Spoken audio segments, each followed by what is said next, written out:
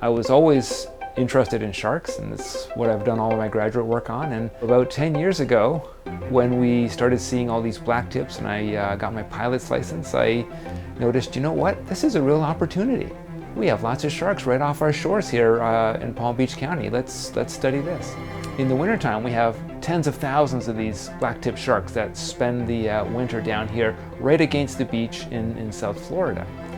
And so I started with an aerial survey, counting sharks as I fly along the coast here. And it was neat because you would see huge numbers of sharks right up against the beach, which was always really exciting, especially when you see swimmers in the water too, totally oblivious to the fact that there's all these sharks right there.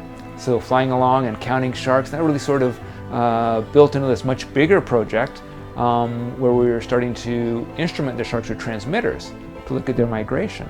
We've been able to correlate the movements of these sharks to rising water temperature. We know the oceans are getting warmer, and we're seeing the sharks are going to higher and higher latitudes as water keeps getting warmer and warmer.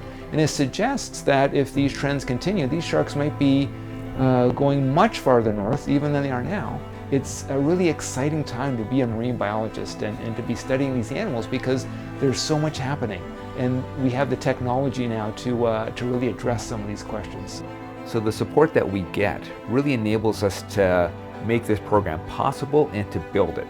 We're really fortunate that the Colgan Foundation took an interest in our research. Because of their help, we've been able to build this from a simple aerial survey project into this large-scale survey and extensive shark tagging and tracking program, because this is so important to understand ocean health. To understand where the top predators are, that's what we need to get an idea of how the whole ecosystem is functioning.